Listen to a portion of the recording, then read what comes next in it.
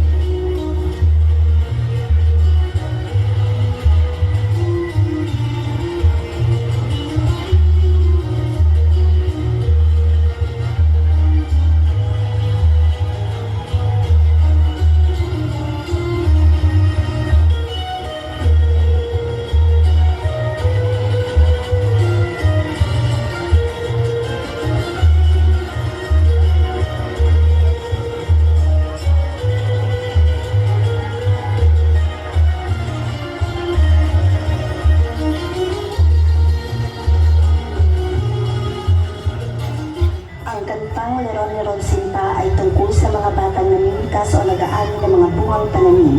Ang mensaheng ipinaloob sa kantang ito ay ang pagkakaroon ng sipag at tiyaga sa pag-aani ng pananim. Ang pagkakaroon ng lakas na loob na mag-ani kahit pa ito'y mataas na puno.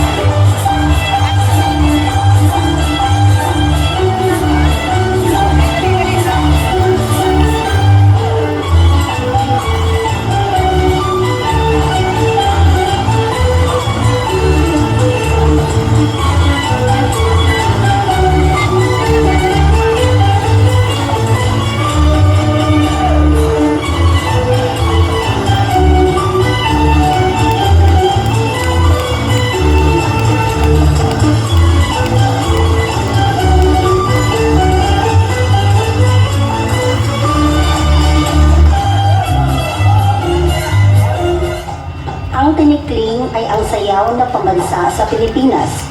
Pinangalan itong sayaw na ito sa ibong tikling na katutubo sa Leyte. Iniilagan ng mga magsasayaw ang haligay na kawayan kagaya ng pag-ilag ng mga tikling sa magsasaka ng palay kapag hinuhuli sila. Mabilis na mabilis ang kilos ng mga paa ng mga nagsasayaw.